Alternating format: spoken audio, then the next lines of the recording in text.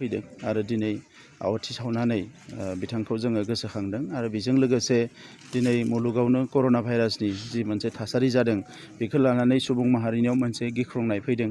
दा बेवहाय जोङो बयबो आर'ज गाबदों कि बे थासारिया जोबनांगौ आरो मोजां मोनसे थासारि फैनांगौ, बयनिबो जिउआव रैखाथिया फैयो, बयबो मोजाङै आलो गोजोनै थानो हायो। बेनि थाखायनो बेवहाय आवाथि सावनानै जों बयबो जयै आर'ज गाबदों।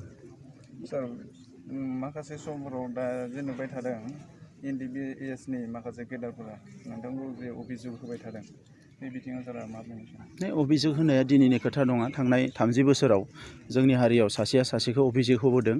आङो नैबे समाव आं बेखौनो सानो कि राजखान्थियाव अभियोगआ थाथों, खिन्थु समाजनि खामानि मावनायाव, माहारिनि खामानि मावनायाव बेबायदि अभियोगफोरा सासेया सासेखौ खामानि मावनायाव बोबथायोसो।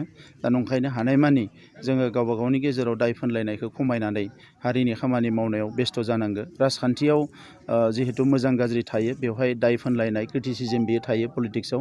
नाथाय जाथिनि खामानि मावनायाव आंल' नङा, सोरबा मावोब्लाबो बेखौ जोङो बाख्नायनांगो एबा जों बेखौ एनकारेज खालामनांगो जुदि बियो मोजां खामानि मावदोंब्ला।